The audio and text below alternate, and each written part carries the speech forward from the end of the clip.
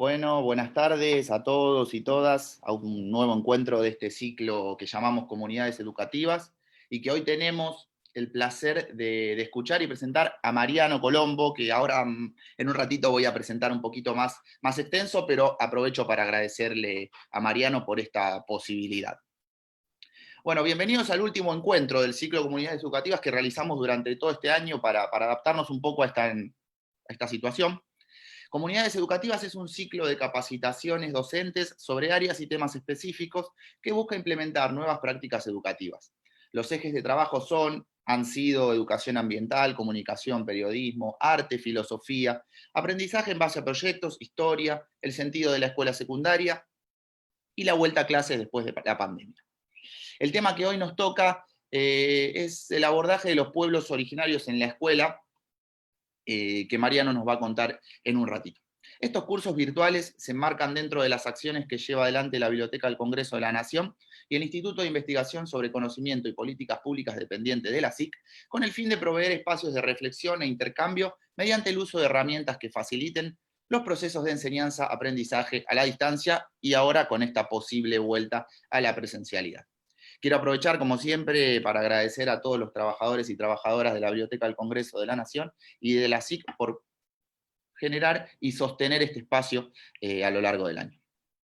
Ahora sí, paso a presentar esta oportunidad, diría, que nos da la virtualidad para conocer, escuchar a Mariano, que lo hemos visto a lo largo y ancho de la provincia, entretener y enseñar a chicos y adultos sobre todo lo que él sabe. Mariano Colombo es licenciado y doctor en antropología, ambos títulos de la Facultad de Ciencias Naturales, la Universidad Nacional de La Plata.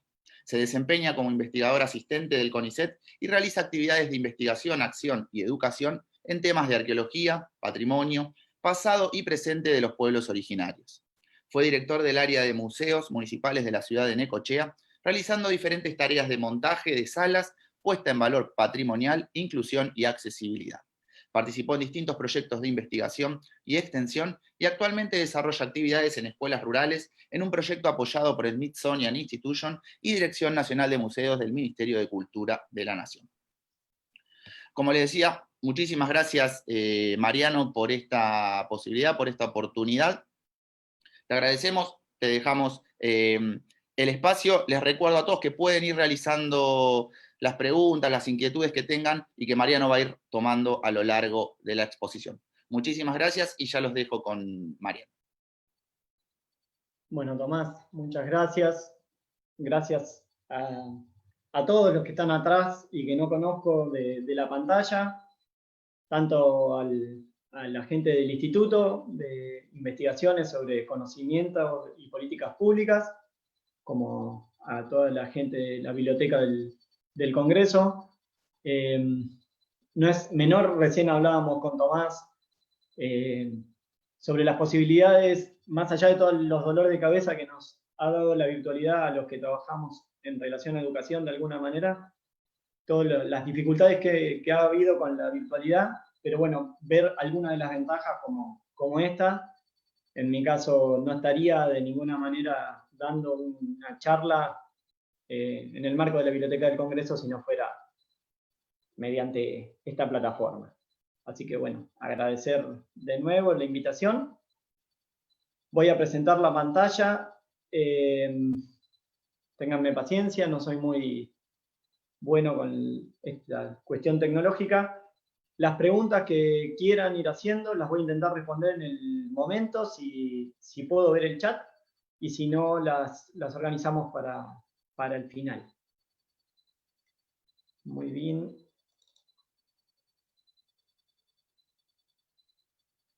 Ahí estamos con la pantalla compartida. Si no es así, alguien me lo hace saber. Bueno. Vamos a dar comienzo. Es una charla breve, una presentación breve. Ya que creo que a esta altura del año y con la carga virtual que hemos tenido todos los que estamos y todas las que estamos participando de actividades de investigación, de educación, ya no da para hacer nada muy largo.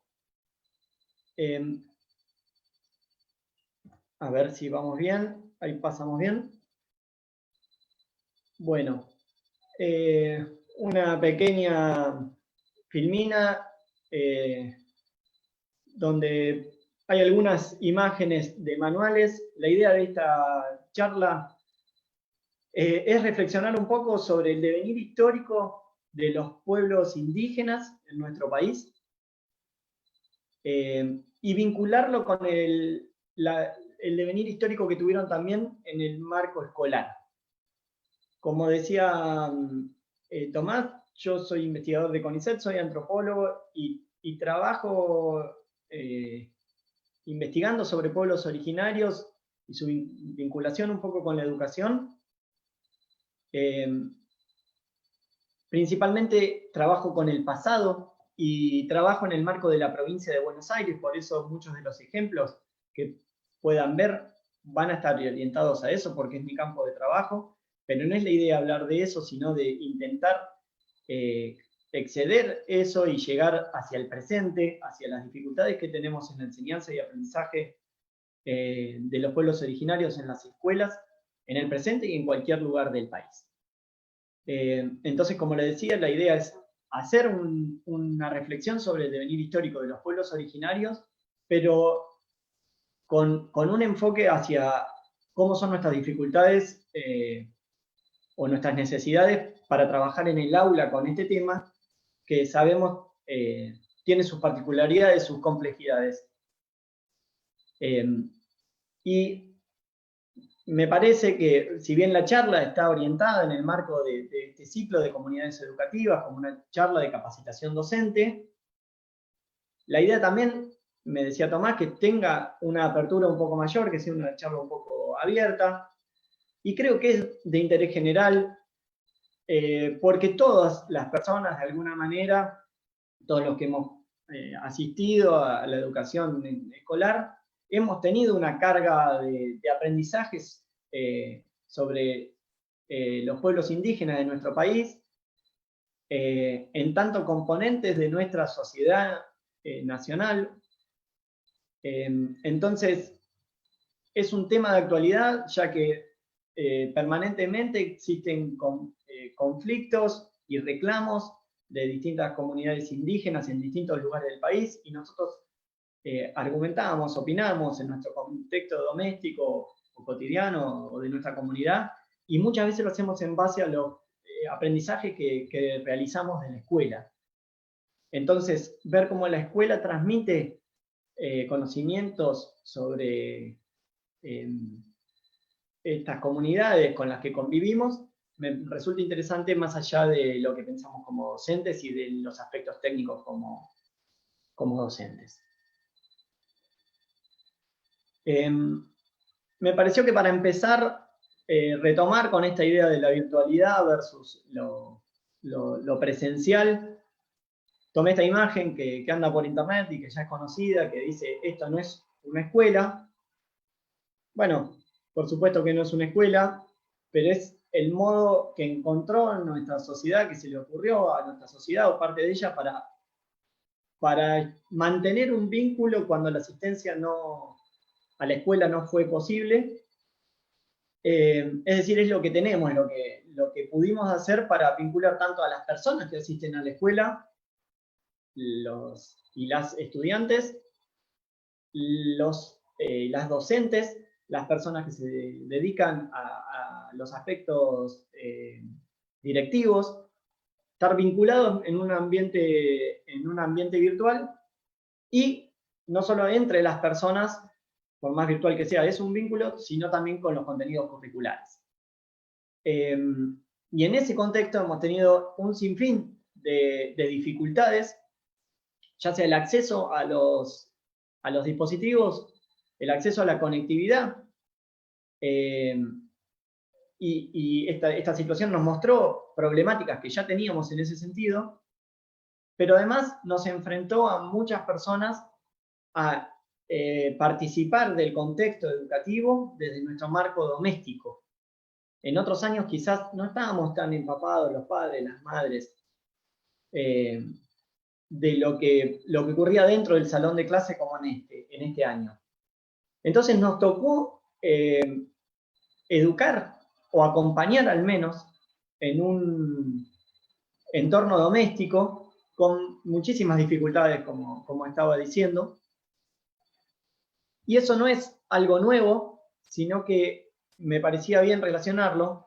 Si bien aquella otra imagen no es una escuela, esta que muestro aquí tampoco es una escuela. Sin embargo, todos y todas están aprendiendo en un contexto doméstico a partir de algo que se está observando, de algo que se está contando, de una descripción oral y de una descripción práctica. Y es algo que compartimos en este sentido con una forma de educar que tienen los pueblos indígenas, tuvieron en el pasado y siguen teniendo en el presente, más allá de la escuela con la que también están vinculados, por supuesto.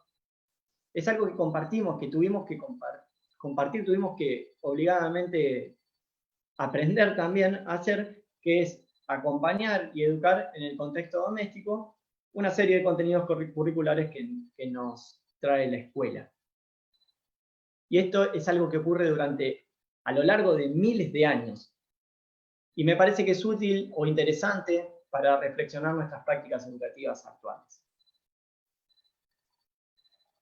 Ahora, he mencionado ya 300 veces la palabra o el concepto de la idea de pueblos originarios, de pueblos indígenas, y sabemos que una de las demandas constantes o una de las preguntas que tienen quienes trabajan en docencia tiene que ver con esta idea del concepto de pueblo, de cómo denominar a veces a las personas pertenecientes a los distintos grupos étnicos que pueblan el país.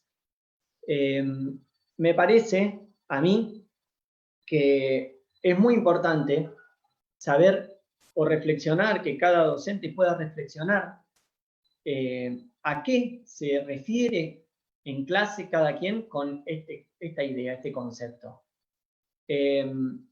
Porque es un rótulo muy amplio y hay que definir a quiénes englobamos, a quiénes decidimos englobar con esos rótulos. Personalmente creo que no tiene mayor sentido dedicarse a encontrar una definición unívoca tipo diccionario de qué queremos decir con esa palabra o con tal otra palabra. Porque a lo largo del tiempo también los conceptos van cambiando y a lo largo del tiempo también las mismas personas que son parte de los distintos pueblos indígenas van redefiniendo, van fortaleciendo el modo que tienen de autodefinirse y nos van transmitiendo y tenemos que ser respetuosos de esas definiciones que cada uno elige. Pero creo que en clase es fundamental tener una idea clara de a quiénes estamos definiendo y no solo dar la clase diciendo los pueblos originarios. ¿De quiénes hablamos? Entonces, yo creo, personalmente me refiero siempre a grupos de personas que incluyen, que podamos transmitir a los alumnos que estamos hablando de personas, de niñas, de niños, de ancianos, de padres, de madres, que tienen una muy larga historia, mucho más larga de la que pensamos habitualmente, tienen una serie de particularidades culturales, una práctica ecológica particular, una cosmovisión del mundo en el que viven, una serie de diferencias en el modo de educar, como decíamos recién, diversas prácticas culturales o quehaceres, y un rico patrimonio arqueológico, artístico y cultural. Y cuando decimos los grupos originarios, también es importante salir de la idea de que no es un grupo de personas, sino diferentes grupos con todas esas particularidades, cada uno por separado. Tienen historias, temporalidades y particulares diferentes según los lugares de nuestro país, que es muy vasto, en los que estemos pensando. Entonces debemos, por un lado, particularizar y saber tener claro como personas y como docentes a qué nos estamos refiriendo, más allá de de los rótulos que yo personalmente no pienso que esté ni bien ni mal. Algunos por supuesto que tienen una línea más clara que otras sobre lo que estamos queriendo decir, pero pienso que cada uno tiene que hacer el proceso de saber con respeto a quiénes nos estamos acercando y definiendo en clase al decir pueblos originarios o pueblos indígenas. Y en ese sentido, en ese mismo sentido, la historia de los pueblos indígenas en Argentina es algo clave y fundamental para poder darle complejidad al tema en el aula. Es parte de un posicionamiento político, por más breve que sea nuestro tiempo en clase, porque a veces puedo decir, bueno, flaco, pero vos estás diciendo esto y yo después en clase tengo 2 clases a lo largo del año para trabajar el tema. Yo personalmente pienso que por más breve que sea nuestro tiempo en clase, poder expresar a los alumnos y alumnas a quienes nos definimos y poder identificarlo claramente y poder manejar la historia indígena en Argentina es fundamental. Y la historia en Argentina es una historia muy cruenta, es una historia que para algunos autores tiene que ver con un plan de desmemoria. Pienso en las palabras de Marcelo Balco. Y se me ocurrió, para compartir brevemente esa historia, hacer una línea de tiempo, que en realidad son 2, una escala y otra que no tiene escala. Por un lado tenemos un primer momento muy largo de tiempo. Los pueblos originarios en Argentina tienen al menos 14.000 años de historia. Puede ser más, no lo sabemos aún, pero al menos sabemos que tienen esa historia. La arqueología es una de las ciencias que se encarga principalmente de contarnos esa historia a partir de los restos materiales que dejaron las personas que vivieron en el pasado. Esos pobladores y pobladoras originarias vivieron en todo lo que hoy, en distintos lugares, pero a lo largo de todo lo que hoy es nuestro territorio nacional, y que en ese momento, por supuesto, no era un territorio llamado Argentina, y que durante 13.500 años tuvieron un modo de vida con muchos cambios, con muchas particularidades, pero con un cambio rotundo de los 500 años, de hoy 500 años para atrás, que es el momento, uno de los momentos que más repercuten en el calendario escolar, que es la llegada de los primeros conquistadores europeos. Entonces tenemos, como vemos ahí, un periodo de 13.500 años de historia indígena contada principalmente por la arqueología, un periodo de 500 años del que sabemos a partir de las crónicas, de las sociedades coloniales y posteriores, y un periodo de 200 años en el que incluimos el momento de la independencia de Argentina como país al presente.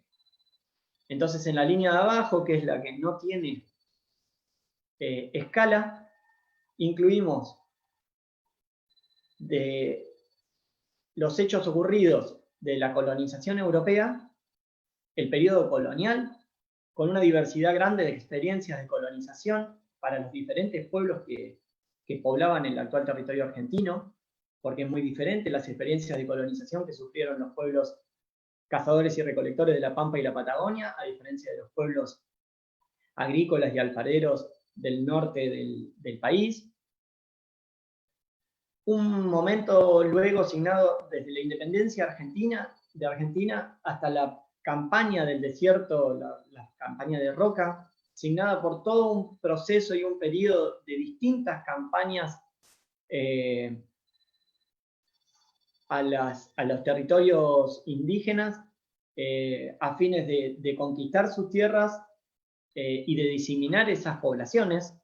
Muchos años seguidos de guerras o guerrillas del Estado hacia las poblaciones indígenas, y luego de la campaña de Roca, una asimilación del Estado Nacional hacia esos pueblos indígenas, que una asimilación con muchísima también violencia con muchísima negación, para posteriormente una serie de reclamos y matanzas a lo largo del siglo XX, matanzas o masacres, lamentablemente, entre los reclamos, y una situación actual con nueva presencia de pueblos indígenas y diversos reclamos.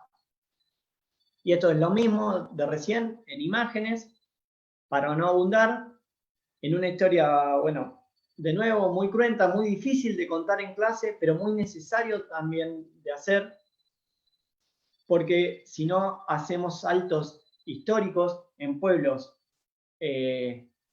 pre-conquista, con un modo de vida que comentamos en clase y tomamos de los manuales, para un modo de vida actual que no tenemos facilidad para conectar y que los alumnos no tienen simplicidad para conectar, porque estos procesos históricos de vulneración de ese modo de vida indígena ancestral no nos cierran si no lo comprendemos.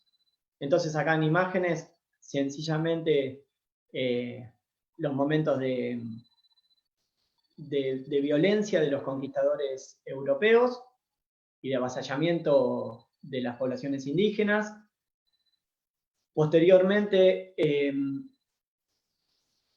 dos imágenes que recuerdan a las épocas previas a las campañas de Roca, con la campaña de Federico Rauch como uno de los máximos exponentes. Aquí hubo muchos más de 60 o 70 años de persecuciones y de llegadas a territorios indígenas y de desmantelamiento de distintas formas de vida.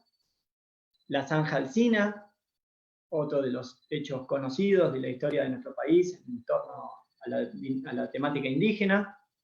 El cartel que hoy se ve cerca de Guaminí, donde dice que aquí cruzó la Zanja de Alsina, frontera de la civilización, todavía menciona el término civilización en la actualidad. Y bueno, hacia abajo algunas otras imágenes icónicas, como los aviones que embistieron contra las poblaciones de indígenas chaqueños de la masacre de Napalpí. Bueno, sin mencionar a Roca, que está abajo, inmortalizado en el billete que usamos a diario de 100 pesos. Y los reclamos indígenas de la década del 50, donde se lo ve a Perón junto a la foto de Perón junto a algunos grupos, y los reclamos actuales, simplemente para hacer un recorrido en imágenes de lo que acabamos de mencionar. Por supuesto, muy breve todo, pero hacer un recorrido que después nos va a ayudar para entender bien algunas de las diapositivas que siguen. Acá me parecía interesante también aportar algunos datos oficiales de los censos o de algunas investigaciones para vincular con esa historia previa y con las filminas que van a venir. Por un lado, en el censo del 2010, que ya estamos viejos con los datos, pero es el último dato oficial, del total de personas censadas, que en ese momento fueron casi 40 millones, solo 1 millón y un poquito menos también, 955.000 personas se reconocieron como indígenas o participantes de alguna comunidad indígena. Eso sería un porcentaje cercano al 2% en la provincia de Buenos Aires y al 8% en algunas de otras provincias como de la Patagonia y del noroeste. Sin embargo, fíjense, según el INAI, Instituto Nacional de Asuntos Indígenas, en la actualidad hay unos 28 pueblos que hablan unos 15 idiomas diferentes. Recuerden que por ley Argentina es un país reconocido como pluricultural y en el que la obligación hay obligación de educar en más de un idioma. Y solo en la provincia de Buenos Aires el INAI reconoce unas 43 comunidades indígenas. Sin embargo, trabajos de investigación muy detallados, a microescala y con participación de las personas que se adscriben a las comunidades indígenas, que son parte de las comunidades indígenas, como es el trabajo de María Inés Rosso en 2018, nos indica que hay al menos 83 comunidades en la provincia, casi el doble de la que reconocen las entidades oficiales. Y por otro lado, si contrastamos los datos o si comparamos los datos con estudios genéticos del país entero, ven el cuadrado verde abajo a la izquierda, nos marca que 1/3 de la población del país tiene una carga genética relacionada con lo indígena.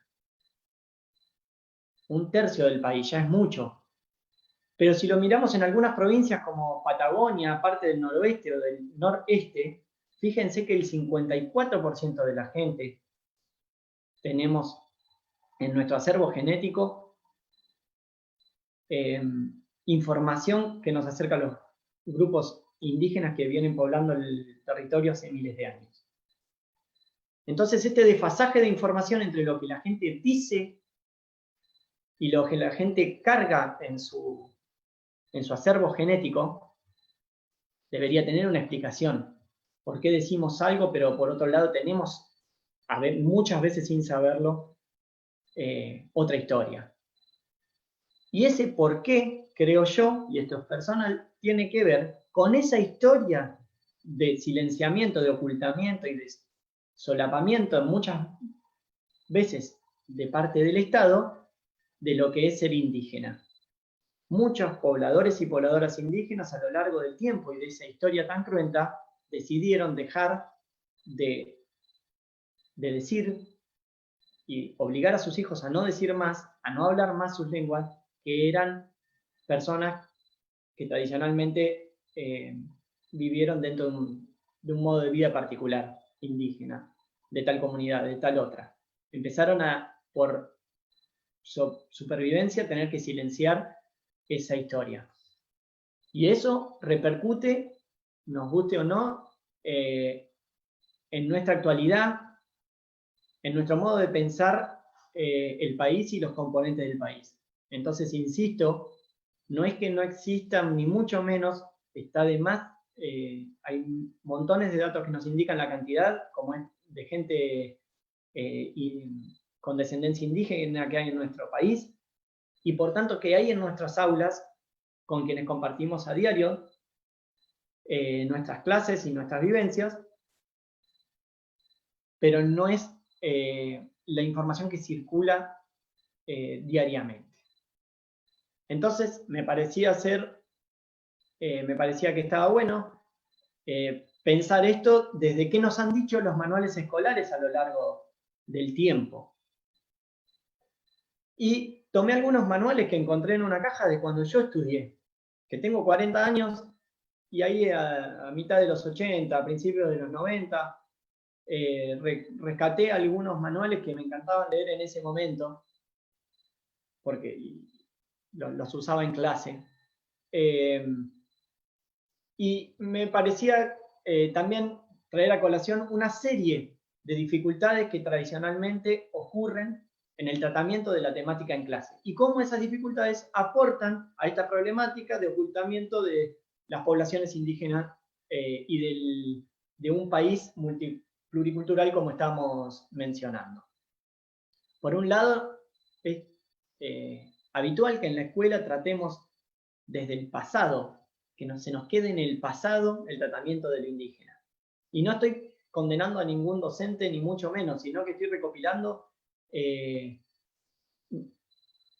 cosas que muchas veces los docentes nos acercan o que se puede ver en distintas bibliografías específicas sobre dificultades o intereses o necesidades que los docentes plantean. Por un lado, esto que decía de quedar en el pasado. Fíjense, algunos de los manuales, como el Capeluz del año 87, que nos dicen el territorio que hoy ocupa la provincia de Buenos Aires estuvo habitando desde tiempos remotos por pueblos aborígenes, divididos en dos grandes grupos. Entre los de la región pampeana se encontraban los siguientes, y luego el título dice grupos aborígenes que habitaron la provincia de Buenos Aires, y recalca quiénes eran, qué fue de ellos. Hoy en la actualidad son solo grupos muy reducidos, existen como indios, menciona. Y eso era habitual y sigue siendo habitual en muchos manuales y textos de estudio. Otra característica, otra dificultad muy común es la dificultad la problemática para desarrollar la historia indígena que veníamos mencionando, porque se suelen hacer saltos históricos. Es muy difícil establecer un recorrido histórico entre las culturas estudiadas para el inicio del poblamiento americano, hace esos 14.000 años que hablábamos, que luego se vinculen, que sean entendidas por los alumnos como poblaciones que fueron modificando sus modos de vida y que son las que entraron en contacto con la conquista y posteriormente con el inicio de la Argentina independiente y luego con el Estado-Nación, y son las que componen nuestra sociedad actual.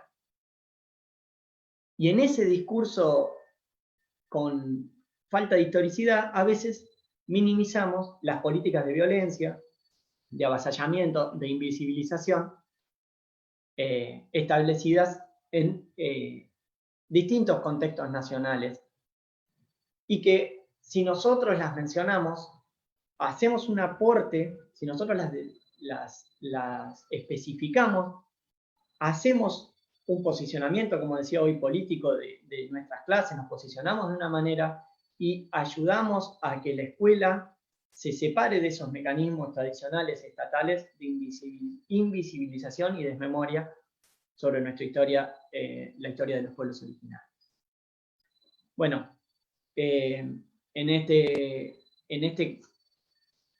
ejemplo, además de los manuales escolares, existen montones de publicaciones de literatura nacional y de sociología nacional de finales de 1880 a principios del 900 hasta 1950, donde tanto tenemos montones de ejemplos. El de Sarmiento es uno, como padre, voy a entrecomillar, de educación, y como persona tan presente en las escuelas, me interesa mencionar. En su libro Conflicto y Armonía de Razas en América, que es de 1883, menciona a la raza europea que está ahí, en el centro, como blanco, musculoso, sanguíneo, de ojos azules, rubio, casi como Brad Pitt, industrioso, que es una palabra no menor, y que se rige por leyes.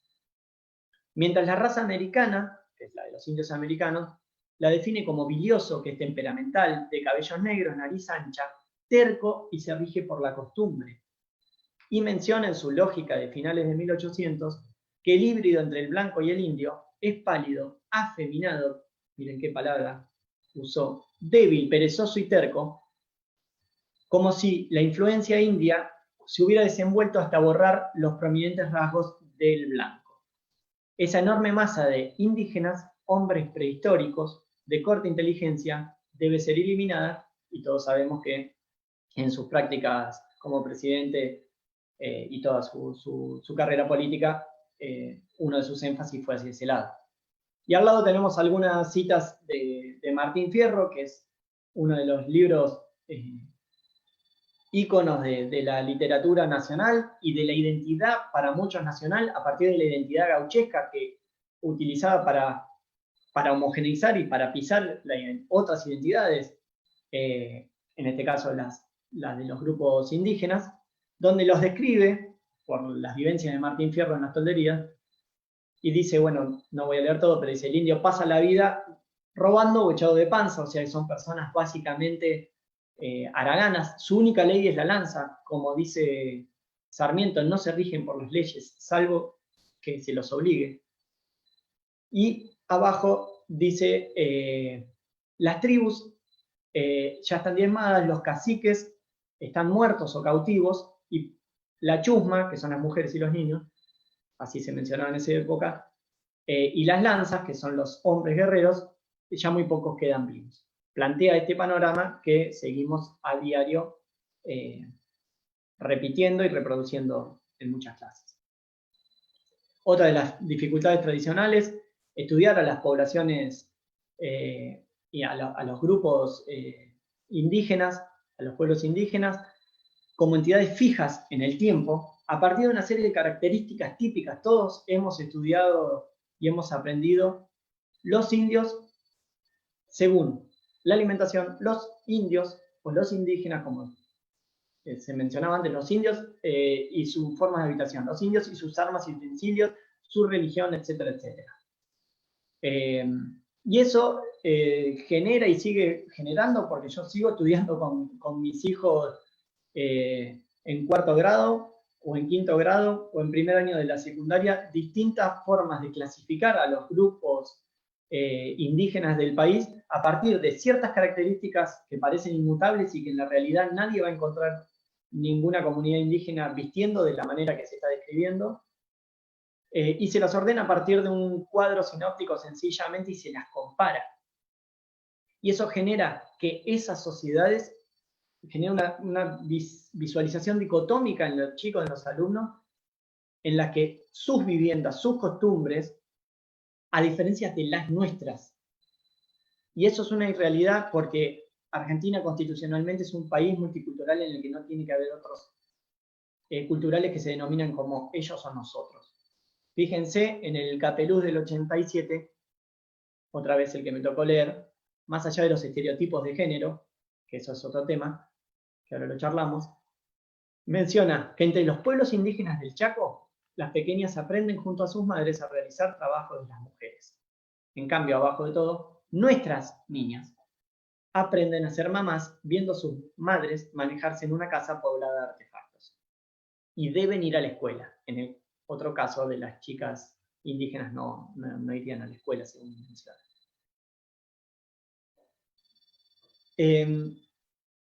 Otra de las características comunes de cómo se abordan los pueblos indígenas en la escuela, se sigue haciendo, es la de establecer mapas étnicos. Como tiene acá abajo en la mano Anteojito, un mapa donde se ubican distintas regiones, distintos pueblos, denominados con un nombre que también es ficticio porque las comunidades muchas veces no se denominan con esos nombres, que además excede la complejidad de los grupos móviles, que han sido móviles a lo largo del tiempo y que no respetan ese tipo de territorios, no respetan tampoco un territorio nacional, como es el caso de los mapuches, no porque no lo respeten, sino porque existen desde antes de las divisiones de fronteras. Y por otro lado, la comparación con otras grandes culturas americanas como incas, mayas y aztecas, que sigue ocurriendo a nivel curricular. Es algo que se baja a nivel currículum y tenemos que trabajar en clase. Pero a veces esa comparación es difícil de asimilar para los chicos y chicas cuando ven pueblos cazadores-recolectores en contraposición, o pueblos que tienen una temporalidad grandísima, en contraposición con culturas mucho más cerca del presente de tipos estatales, como se ve en las imágenes de abajo. Ahí recalqué también Anteojito, declarado de interés educativo, esa es la década del 90, por el Ministerio de Educación y Cultura. Y bueno, finalmente, otros de los aspectos, al tratar los grupos originarios, los pueblos indígenas, como un gran rótulo que enmascara una diversidad terrible, no solo entre grupos, sino dentro de ellos, se dificulta distinguir parcialidades adentro de las sociedades originarias. Niños, ancianos, adolescentes, mujeres, los roles que tuvieron. Y en todo caso, muchas veces cuando se las identifica, que esto no es siempre, ni lo hacemos todos en clase, pero sí son dificultades comunes. Hoy, justamente ayer, mi hermana me enviaba, mi hermana vive en el sur y me enviaba trabajos de docentes de sus hijos donde están trabajando la construcción de los roles de género en las sociedades originarias, pero con dificultades para encontrar bibliografía sobre el tema. O sea, no somos todos, por supuesto, pero a veces contamos con poca información. La dificultad, como decía, para distinguir grupos al interior de las sociedades originarias, muchas veces nos hace reproducir estereotipos sociales de nuestra sociedad occidental, tanto de género, de salud, de educación, etcétera, hacia esas sociedades del pasado. Y nos muestran varones en primer plano, como se ve en la imagen del centro, generando las actividades de importancia, varones cazadores o proveedores, como se ve en la imagen de la derecha, cazando atrás, mientras que las mujeres se ubican en los recintos domésticos, como ven, construyendo las casas, incluso arrodilladas, trabajando en el interior de las casas. Cuando la realidad de las investigaciones arqueológicas y etnográficas no nos muestran eso. Nos muestran roles mucho más activos en todas las esferas de la vida religiosa, doméstica, de consecución de alimentos, o de lo que sea, tanto para mujeres como inclusive para niños, para adolescentes. Entonces, son muchas las dificultades que tenemos que atravesar a la hora de trabajar con los pueblos originarios, con los pueblos indígenas en el aula. Como reflexión ante a todo esto, creo yo que para integrar a los pueblos indígenas a la construcción de la identidad nacional, desde el discurso escolar, por supuesto, es preciso considerar todos sus diversos aspectos sociales y su extensa historia para luego poder reflexionar sobre este presente que nos toca y cómo nosotros convivimos a diario como colectivo social. Y como decía, aceptar que Argentina es un país pluricultural implica que los pueblos originarios estén presentes en nuestros relatos y actividades pedagógicas a lo largo de todo el recorrido educativo, no solo desde un pedacito de cuarto grado de sociales o donde nos marque exclusivamente el currículum. Y también creo que pensarlo desde una lógica que no intente catalogarlo a partir de sus particularidades, sino como integrarlos al discurso como una parte activa de la sociedad en la que vivimos. Y para eso hay que formular nuevas preguntas a las que tradicionalmente venimos haciendo. ¿Cómo se llamaban? ¿Dónde vivían? ¿Qué usaban? Sino comprender más profundamente que nuestra sociedad actual está compuesta de múltiples culturas que tuvieron una particularidad histórica que tenemos que conocer y tenemos que revertir incluso. Y bueno, un poco para ir redondeando, finalizando, quería acercar algunas estrategias, algunos recursos y algunas experiencias en el tratamiento de los pueblos originarios a lo largo del currículum.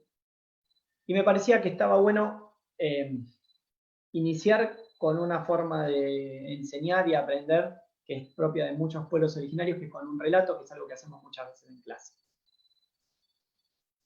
Voy a permitirme leer un relato muy breve, acompañado por unas imágenes, y luego mostrar algunos ejemplos de los trabajos que actualmente estamos realizando para ejemplificar en escuelas rurales de la zona de Necochea, Lobería, Tandil.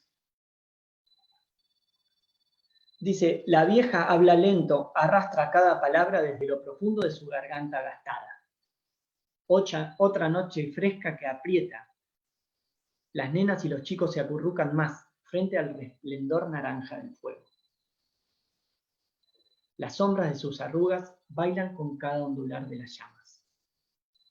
Y ríe. Su voz y sus gestos encarnan a la diosa de la oscuridad, mitad hombre y mitad mujer. Se para darle fuerza a su personaje. De fondo la luna recorta su silueta despeinada. La piel curtida, brillosa de grasa. De a poco los ojos se desencajan. La boca se abre en una sonrisa inmensa, superpuesta sobre la luna. La diosa traga de un bocado y eso asusta a los chicos que escuchan con atención. Mañana, cuando despierten, el sol ya habrá rescatado la luna. A la luz hay que cuidarla, porque de ella dependemos para vivir. Hemos trabajado en clase con una modalidad que mezcla los conocimientos que nos traen distintas disciplinas científicas como la arqueología y la etnografía, con los dispositivos pedagógicos que existen, que acercan las distintas instituciones de nación, de provincia, con los conocimientos y los intereses de los docentes de las distintas instituciones en las que nos toca participar, mezclando, ahí viene el subtítulo de esta charla que dice conocimientos situados y diálogos de saberes, dialogando con los saberes de otras disciplinas que no trabajan estrictamente sobre la temática, pero que sí nos ayudan a comprenderla y a imaginarla y a evocarla desde otro lado, como es la literatura y las artes plásticas. Entonces, mostramos un poco esta idea de trabajar con relatos ficcionados, tomados de crónicas y de relatos etnográficos. Acá dejo un ejemplo y ahora voy a dejar abajo los recursos, varios recursos que están en línea, como este libro Bajo las Estrellas, de la investigadora, amiga, docente Alejandra Pupio, con relatos ficcionados, 12.000 años de historias bonaerenses. Trabajamos con líneas de tiempo que permitan a los chicos y a las chicas incorporar esa historia con distintos colores y mencionarla, explicarla en distintos momentos importantes del calendario escolar, como se ve abajo en el día 12 de octubre. Trabajamos en escuelas que se sitúan en contextos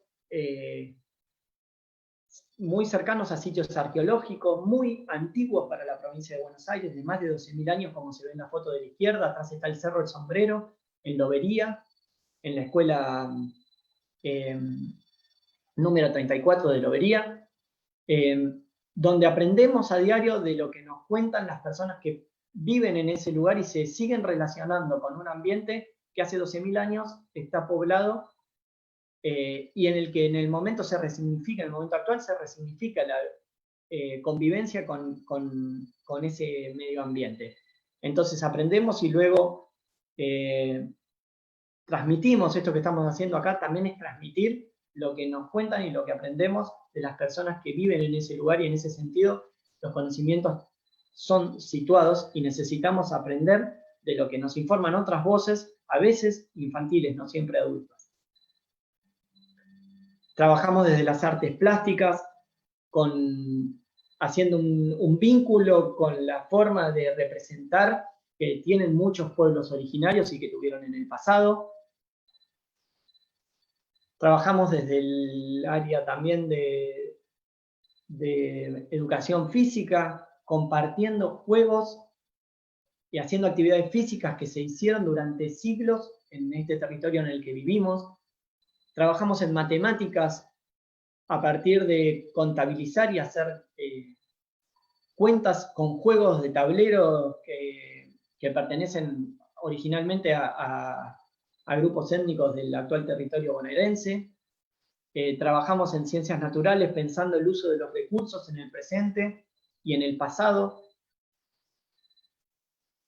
Llevamos el cuerpo al aula y incorporamos, metimos en ese sentido de meter en el cuerpo los objetos, los materiales que se usaron en el pasado y que se usan en el presente y que se encuentran en el medio ambiente, a veces con consecuencias, como ven en las fotos, un poco catastróficas. Los chicos han representado algunos cortes que se han hecho en los dedos, tallando piedras, generando artefactos arqueológicos que encuentran en la zona en la que viven. Visitamos los lugares, generamos cartografías participativas en la que los estudiantes y las estudiantes de los lugares, de las pequeñas escuelas rurales, nos explican, nos dibujan, nos cargan de significado los lugares donde viven y encuentran vínculos con las personas que vivieron en el pasado, porque están transitando los mismos espacios, los mismos paisajes. Bueno, voy a dejar algunos recursos que están todos en línea, tanto páginas como libros y cuadernillos didácticos. En la actualidad estamos trabajando en componer nuevas actividades educativas que puedan circular. Dejo algunos documentales que también me parecen interesantes, que están en línea, y una serie de bibliografías sobre pueblos indígenas y educación, donde se discuten todas estas cuestiones desde la investigación que estuvimos charlando hoy.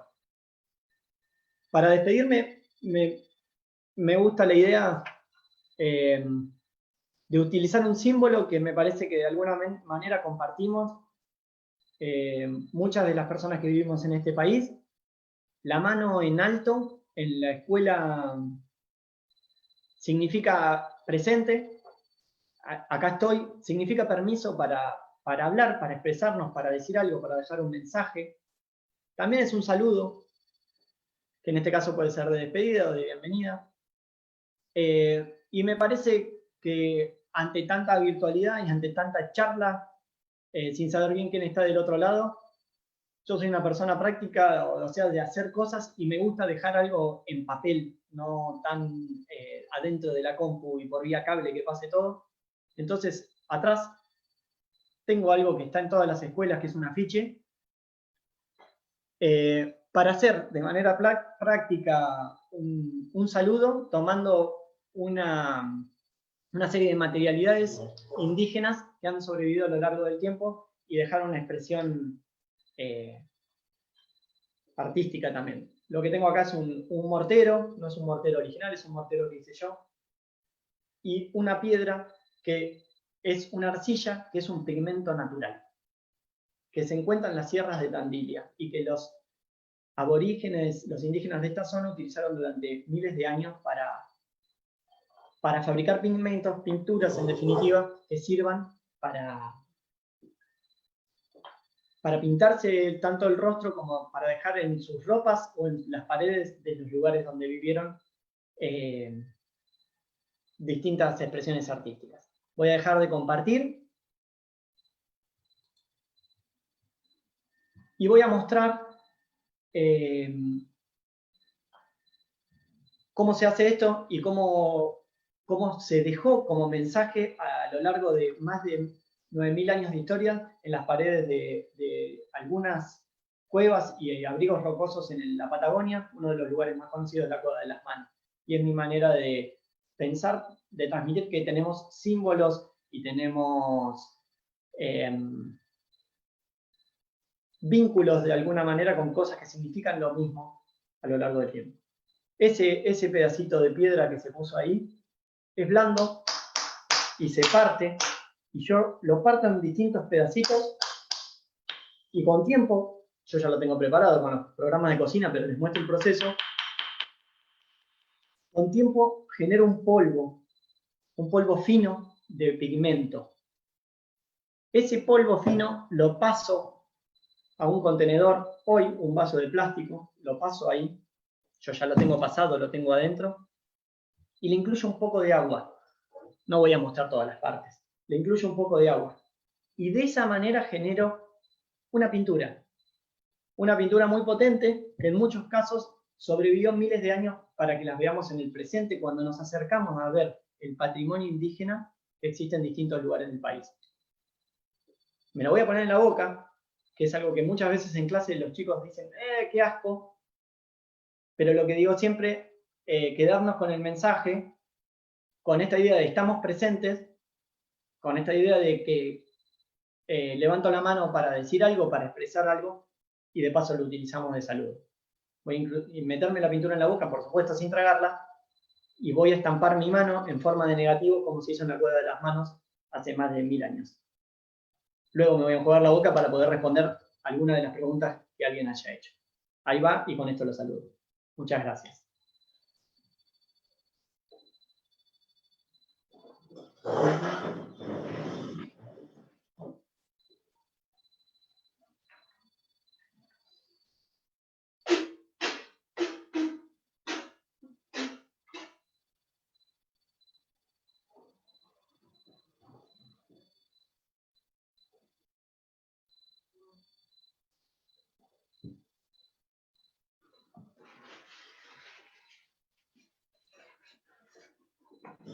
Bueno, acá estoy de vuelta.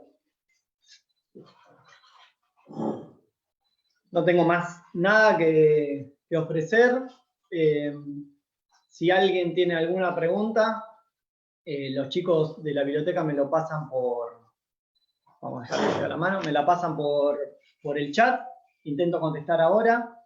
La presentación queda en la página y abajo está mi mail de la presentación, donde me pueden escribir para cualquier cosa que necesiten, que crean que los pueda ayudar, para cualquier comentario que quieran hacer de la charla, lo que les haya parecido que no estuvo bueno, que sí estuvo bueno, la idea de poder generar alguna capacitación docente o lo que podamos inventar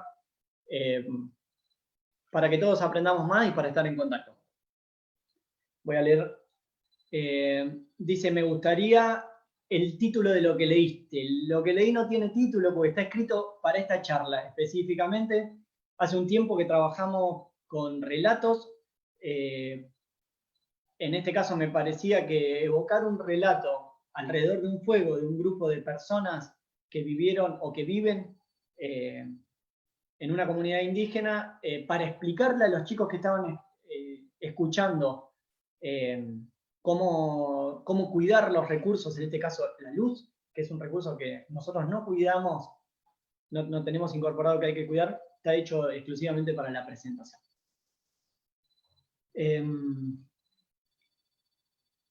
Nos pregunta, bueno, Tomás, ¿cómo podemos capacitar docentes en estas temáticas?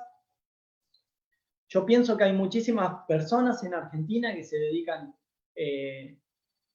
a un trabajo de interfaz entre la investigación, la docencia y la investigación aplicada.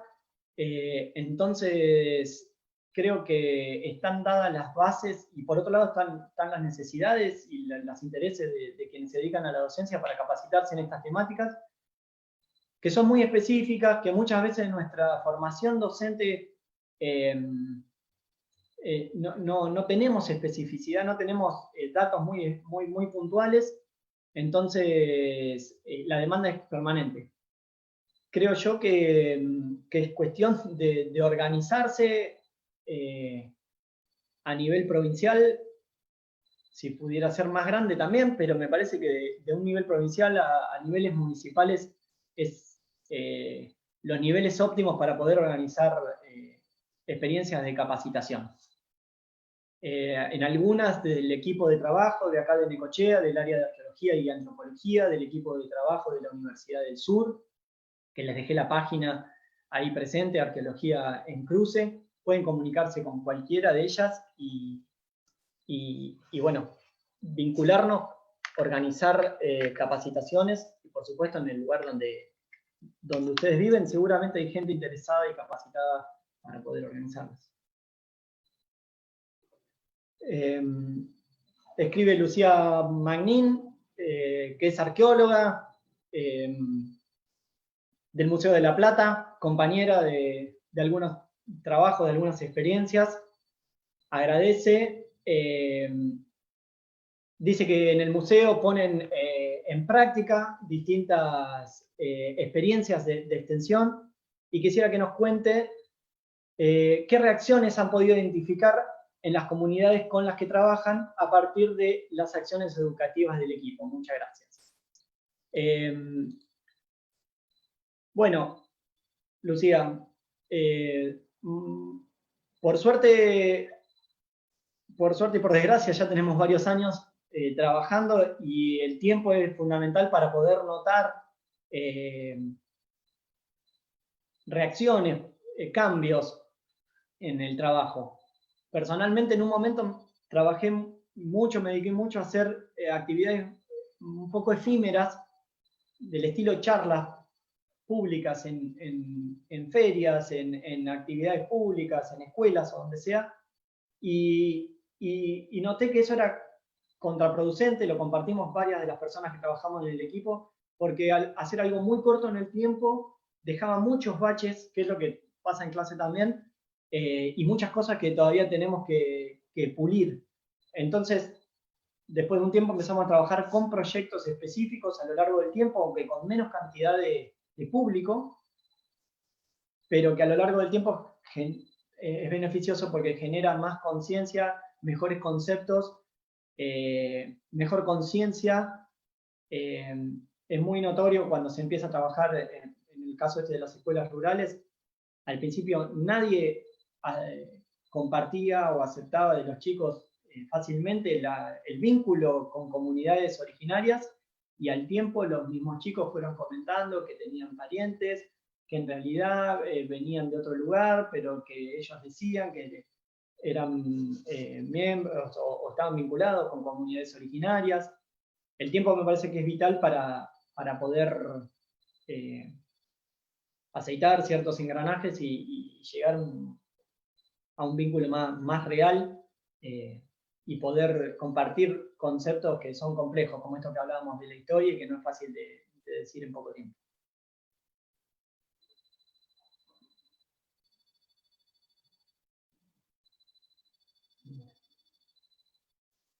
Bueno, no hay más preguntas, podemos cerrar. Agradezco de nuevo a todos, muchas gracias, quedan los contactos, les agradezco.